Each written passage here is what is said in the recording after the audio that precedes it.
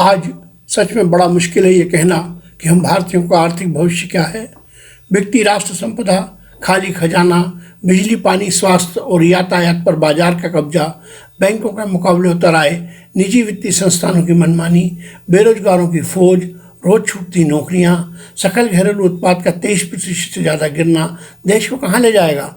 आर्थिक विकास के 12 वर्षीय पैमाने ध्वस्त हो गए हैं। पिछले 6 वर्षों में प्रधानमंत्री मोदी ने योजना आयोग की जगह नीति आयोग को नीतियाँ बनाने का जो काम सौंपा है, उसने देश के सार्वजनिक क्षेत्र को निजी क्षेत्र के साए तले जाने पर मजबूर कर दिया। सवाल ये है कि हम कौन से नए समन्वयवादी समाज की रचना कर रहे हैं। पालने में झूल रहे पूत के पांव टेढ़े मेढ़े दिख रहे हैं। ऐसे में वो कैसे आत्मनिर्भर होगा। अभी हुआ एक ताज़ा फैसला आपकी नज़र है। केंद्र सरकार ने 20 सितंबर को सभी राज्यों को स्टैंडर्ड बिडिंग डॉक्यूमेंट भेजा है, जो वास्तव में बिजली वितरण कंपनियों को संपूर्ण निजीकरण का दस्तावेज है। ये पूरा दस्तावेज बिजली वितरण का निजीकरण किस प्रकार किया जाए उसका ब्लूप्रिंट है। केंद्रीय बिजली मंत्रालय ने बोली दस्तावेजों पर 5 अक्टूबर तक स्टेक होल्डरों से आपत्ति आमंत्रित की है। केंद्र सरकार द्वारा सभी राज्यों को ये पत्र जारी किए जाने के बाद बिजली कंपनियों के निजीकरण का भी रास्ता साफ हो गया है।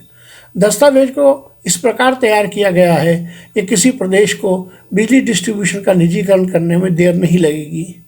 इससे अभी चल रही सार्वजनिक क्षेत्र की बिजली वितरण कंपनी, कर्मचारी, आम उपभोक्ता सभी प्रभावित होंगे, इसमें कोई संदेह नहीं है। अब इसके साथ कोरोना की मानवीय भविष्य को समझिए। जिसे आज तक सही मानकर चलते रहे वही गलत होता हुआ नजर आता है। कभी नेहरू युग की दूसरी पंचवर्षीय योजना से भारत में औद्योगिक क्रांति का नारा दिया गया था। तब घरेलू और विदेशी निवेश की सहायता से बड़े बड़े औद्योगिक संस्थान उभरे। कृषक भारत में किसानी जीने का ढंग नहीं रही, वह हानि लाभ का सौदा हो गई। तब भारत में हजारों गांवों से किसी बेहतर जिंदगी की तलाश में करोड़ों युवक महानगरों के उभरते हुए औद्योगिक संस्थानों के लिए निकल पड़े और वहां निराशा हाथ लगी तो कबूतरबाजों के साथ परदेश की ओर चल पड़े। लॉकडाउन के 5 चरण, जिन्हें आज अनलॉक के 4 चरण भी संभाल नहीं पा रहे हैं। कभी देश के गाँव घरों से करोड़ों श्रमिक इन महानगरों और विदेश के विकल्प की तलाश में चले आए थे। आर्थिक निष्क्रियता के इस नए सत्य ने उन्हें पंगु बना दिया है। विदेशों और महानगरों में अपनी जड़ें तलाशते हुए ये लोग उखड़ गए और वापस अपनी ग्रामीण सभ्यता की ओर भी न लौट सके।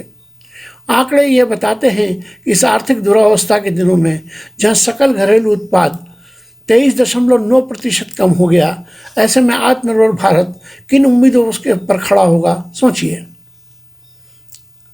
क्या आपको नहीं मालूम कि बिजली कंपनियों के निजीकरण का सबसे अधिक असर आम लोगों पर पड़ेगा। बिजली दरें महंगी होनी तय हैं, जबकि इसका असर किसानों पर भी होगा। नई नीति और निजीकरण के बाद सब्सिडी समाप्त होने से स्वाभाविक तौर पर सारे उपभोक्ताओं के लिए बिजली महंगी होगी। नए कानून के अनुसार बिजली दरों में मिलने वाली सब्सिडी पूरी तरह समाप्त हो जाएगी और किसानों सहित सभी घरेलू उपभोक्ताओं को बिजली की पूरी लागत देना होगी। जरा इलेक्ट्रिसिटी अमेंडमेंट बिल 2020 पर भी नज़र डालिए। इसमें कहा गया है कि नई टैरिफ नीति के आने के 3 सालों में सब्सिडी और क्रॉस सब्सिडी समाप्त कर दी जाएगी और किसी भी लागत से कम मूल्य पर बिजली नहीं दी जाएगी। अभी किसानों, गरीबी रेखा के नीचे और 500 यूनिट प्रति माह बिजली खर्च करने वाले उपभोक्ताओं को सब्सिडी मिलती है, जिसके चलते इन उपभोक्ताओं को लागत से कम मूल्य पर बिजली मिल रही है। अब बात बैंकों के मुकाबले खड़े निजी वित्तीय संस्थानों की भी हो जाए। कोरोना काल से पहले इंडिया बुल्स नामक एक निजी वित्तीय कंपनी ने जिस ब्याज दर पर ऋण दिया था, उस ब्याज दर पर को एकाएक बढ़ा दिया गया। एक मित्र जब किस्त चुकाने पहुंचे तो हतप्रभ रह गए।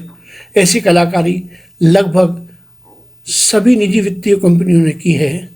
दूसरी तरफ बैंक ऋण देने को आतुर हैं, पर छोटे व्यापारियों को नहीं, सिर्फ बड़े व्यापारियों और ख़ास तौर पर उनको जिनकी सिफारिश सत्तारूढ़ दल कर रहे हैं।